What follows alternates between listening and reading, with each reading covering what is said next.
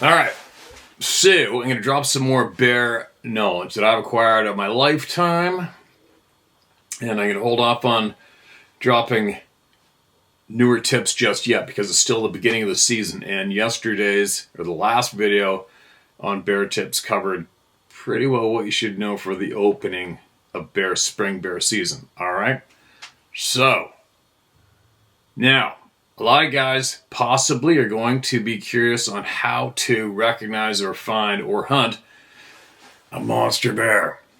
Now, one thing you have to understand with all wildlife, all game animals, is doesn't matter the species, there's always going to be that small handful of individuals that are genetically superior to the rest of their own species, meaning they are far more intelligent on average than not. And they can easily avoid us, and they know how to avoid us. They know how important it is to avoid us, and they possibly can even pattern us. And that's how they got to be monstrous in size, right? Not just avoiding us made them monstrous, but they also have to have the genetic code too, right? They have to have that right sow, that right boar, or that right buck and that right doe, or the correct bull and cow to couple up and combine their awesome genetics to create that very rare, absolute gargantuan specimen. So this is what I know about them. And yes, for a handful of years there, I did, only because I realized where I was living. Well, basically, it doesn't matter where you live in BC. There's always going to be, and other places in North America, there's always going to be that genetically gifted individual, or a few of them. Doesn't matter the species. And they are there. You just don't see them. And if you start hunting like they are there, then you will start to see them. And it's a hard thing to get across, but it's true. Now, what are the habits of a true monster bear? They're not dumb. They are always very nervous on average, unless it's in a place where they don't get hunted, like the village of Whistler or the golf course, right? But let me tell you an example. So many years ago, I don't know, almost 20 years ago maybe, I was fresh living in the Sea to Sky area, Pemberton to be exact, where there are fish in the rivers. There's potato fields there, so the nutrients to help grow a monster bear is there. But more importantly, the genetics are there. And you can't change the genetics just with food, right? So the genetics are there. There's monster frickin' bears running around there. I wasn't really into hunting spring bear just because I prefer, at the time I was guiding for big game as well, nearly full time, and I prefer to have moose or elk in my freezer if I had the choice of what I'm going to eat for the year, right? So, but I did guide a pile of hunts. I guided a handful of hunts in the Pemberton area too for a friend of mine who had the outfit area there. And of course, guiding black bear up north in northern British Columbia yearly, just because they have that tag as well. I think the hunters on average receive those tags for free. Anyways, to accompany their stone sheep or moose or elk hunt, caribou, whatever you got. I'm babbling. Here we go. I didn't really know too many people. It's spring bear season. I got nothing much to do, and I'm going to go start learning these mountains and learning where the roads go, just learning, going out and snooping around, going on adventures. So I'm driving up the head of the Pemberton Meadows, up the Pemberton Valley, and as I'm driving along, the road turns to gravel. There's one farm field off to the left. I'm driving along. I come around the bend on the road, river on my right, thick willow on my right, and all the typical river snarl on the right. A few big fir trees, nothing serious, maybe 4 or 5 in a clump. On the left side of the road, there's a big green patch of green grass. It's early spring, right? The green is where the feed is. I come around the corner, and maybe 50 yards ahead of me is this bear. It is a freaking monster. I almost rolled right up to him, so they're looking at this bear thinking, holy shit, that is a big bear. And then it turned sideways and went across the road and disappeared into the thick stuff. And then I went, oh my God, that's the biggest bear I've ever seen in my life. That was a black bear. Then it started. So I secured permission from the landowner in case I saw it on that side of the fence to be certain I would. Oh, actually, no. Let me back up. I didn't even think you could hunt there. I had a bear tag, I had a rifle, and I didn't think you could shoot one there. I wasn't familiar. And I raced back into town, went to the local sporting goods store, and they said, "Oh, you dumbass, it's full green light. You could have shot him." I'm like, "Oh, no. Damn it." And then the hunt was on. Then I secured permission in case I saw it on the other side of the fence. Done deal. Right side of the river, road was all public land. The Lillooet River, full middle of nowhere. The beginning of the Hurley logging road was directly across the river from me. All right, so now you know where this bear was frequenting, around there somewhere. And that started my 3-season obsessive scouring for that one particular bear, which I get a kick out of doing. But I'm telling the story just to give you guys an idea of just how cagey that handful of genetically gifted species, individuals, are. Now, I kept on going up that road all the way up there before work in the morning, and I'd go all the way up there after work to see what's going on in the evening. I never saw him again, but I found his tracks on the river. I found his tracks within 100 meters of where I seen him on the side of that fence. I saw probably 100 other bears, maybe even 200 bears, who knows, while I was trying to find this bear. And I still hunted that river. I sat and waited. I got up way on top of the mountain to look down on all those fields with my spot and scope. Saw lots of bears. Put the spot and scope on them. Not once was it ever him. And then season came to a close. And then the next spring comes up. I'm driving up the road. I believe it was a long weekend. It might have been. I forget what long weekend it was, but it was a long weekend. It was exactly 1 year to date. I come around the corner. Here's the exact same bear standing in the exact same patch of grass where I'd seen him the year before. 1 year later, after all that obsessive looking and hunting, I've seen him again. A year later, same spot. No way. This time he bolted like he knew I was going to pop him. Spent the entire spring, all the way till June 15th, I think is when the season closes. I obsessed looking for that bear. I went non-stop. I must have dumped a couple grand in fuel just going up there looking for him. Did I see him again? Nope. I caught some Asian poachers, though. A carload of them. It was 2 BMW SUVs. And I went first thing in the morning. Those guys were there. 6 of them. And I went after work in the evening, and they were still there, and they're just packing it. There's a big long story to go with it. Anyways, I reported them to the cops.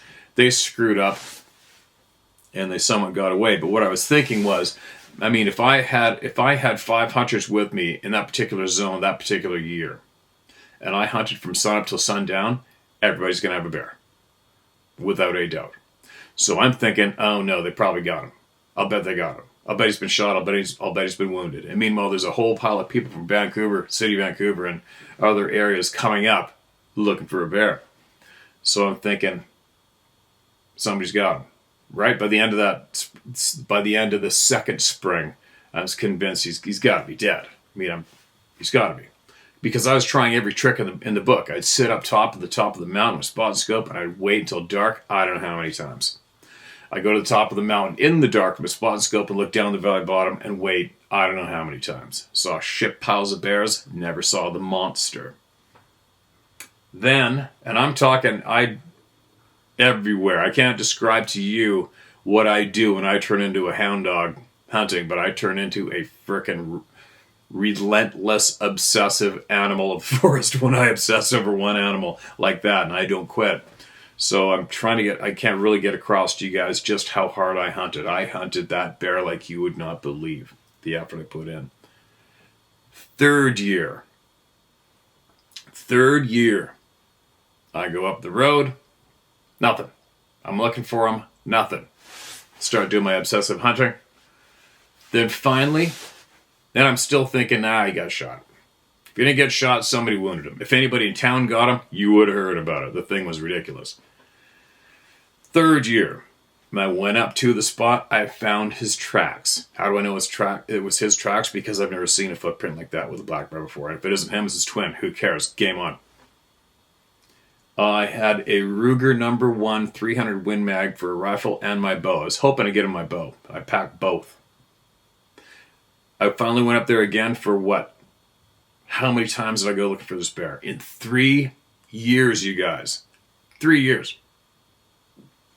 And I went to that spot. It was too early in the day. I figured I had about an hour to kill before it got real last gloomy light. Because, on average, if that true monster black bear, or any animal, is going to come out in daylight, where you can see him, it's not going to be, on average, from what I've found, it's not going to be until the last 5 minutes of seeing light. That's usually when it goes down, when you do get lucky to see a true gifted monster.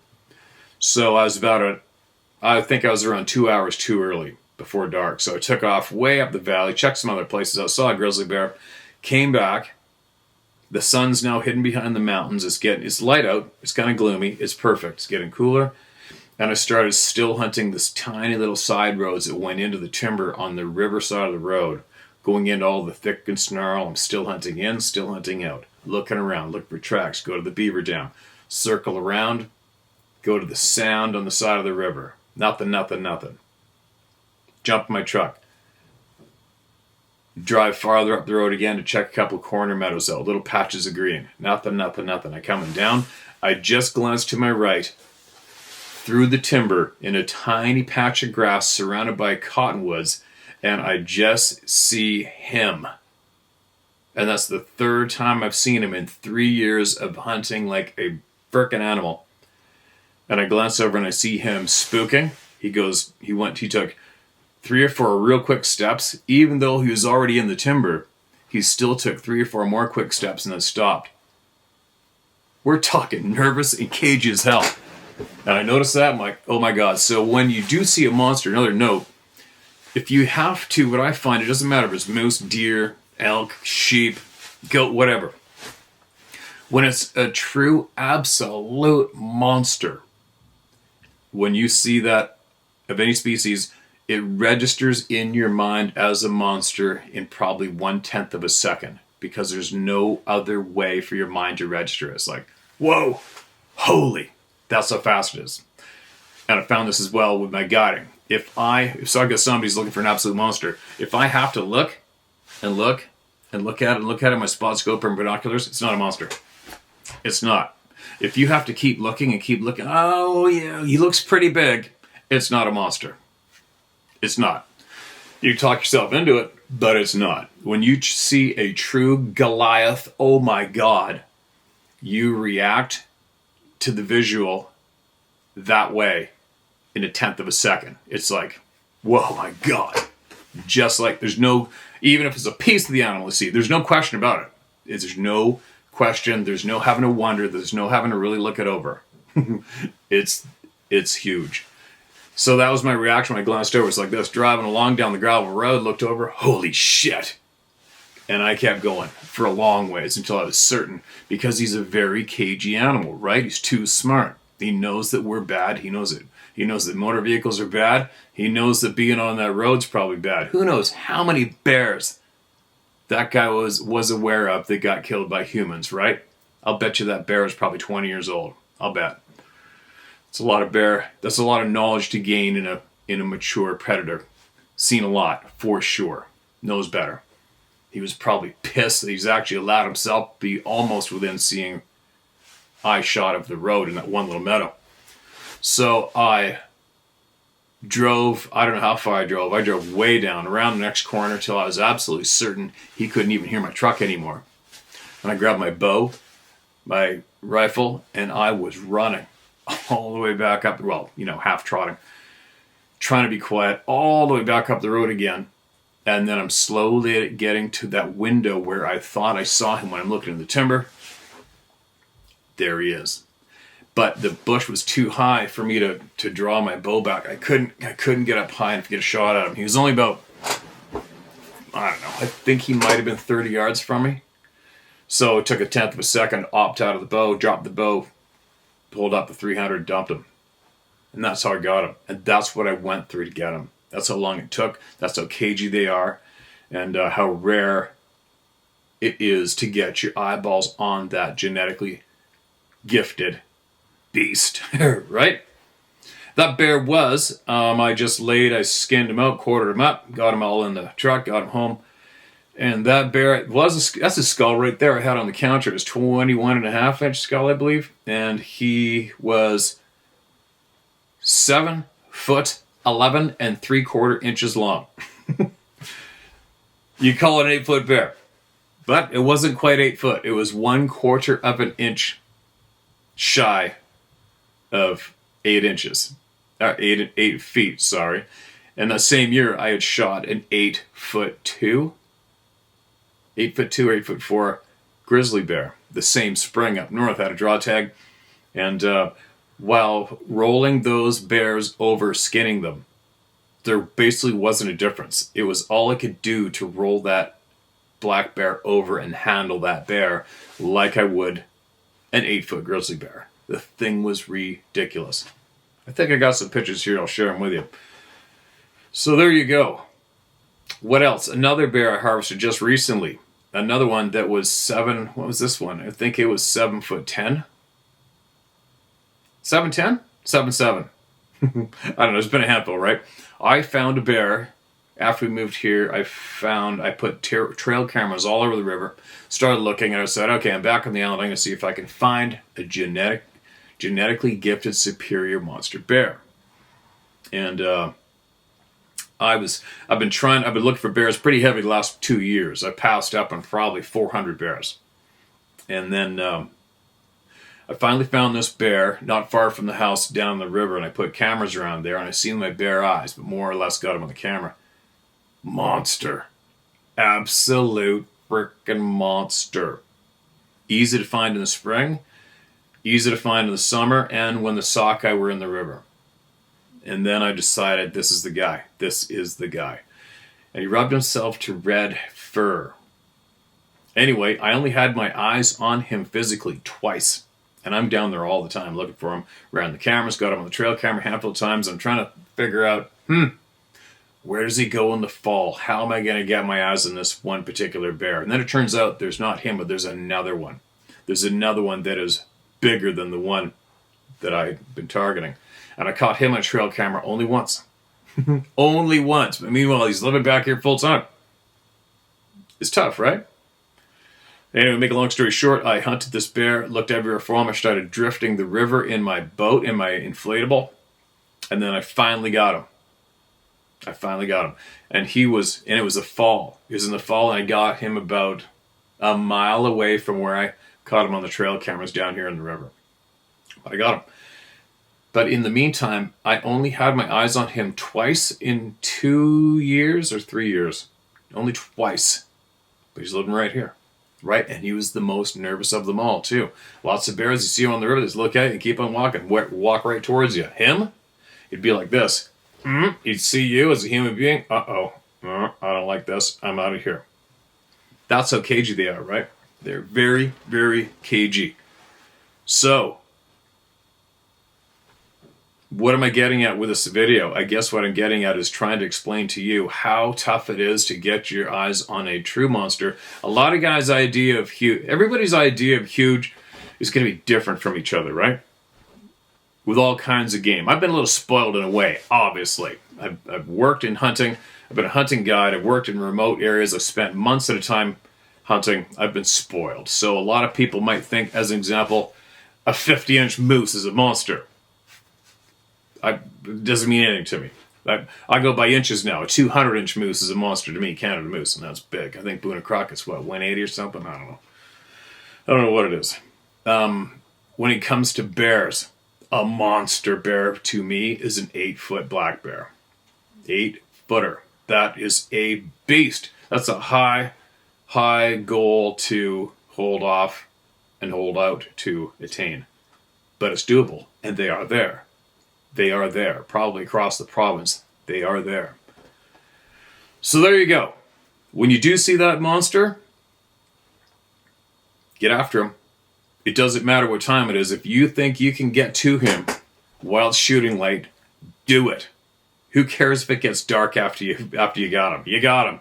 Even if it's going to take you 3 or 4 hours to get back out, who gives a shit? If there's something that's going to kill you in the dark, it's going to kill you in the daytime too. So don't worry about that part. Just get it. That's how rare it is. That's how tough it is.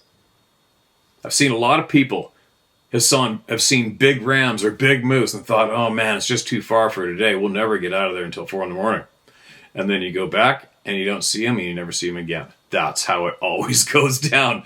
Always. Every time I've ever been talked into, or I haven't talked myself into it for many years, but if you can get talked into thinking, well, he's here, he'll be here in the morning. Never. Very, very, very rarely. So, you guys see that monster bear, you go put the move on it and you go get it done, no matter what. You get a headlamp, or do it in the morning, whatever. Process it in the morning. Bring your headlamp, flashlight, process it now, and get it out of the woods. Who gives a shit if it gets dark? But don't think you're going to pass on that true monster and see it in the morning there. And don't think just because you saw it there tonight, this evening, you're going to see it there tomorrow evening. Trust me, that's not how it works with those monstrous, genetically superior bears. All right? There you go. I don't rehearse anything. I just kind of think of what I might want to pass on. And I hope I made sense in this video. I don't know if I did or not, or if there's something overly handy in there. I guess what the summary would be is to just understand how hard it is to get your eyes on a true Goliath black bear. Okay? It's not easy. It's just not. And to go get a poke at him, and you think you don't have enough time to get it all quartered and blah, blah, blah. If I go all the way over there, it's going to be pitch black by the time I get out. Who cares? How bad do you want it? Who cares? Go get it done. That's probably the last and only time you're going to see that absolute cranker monster. All right? There you go.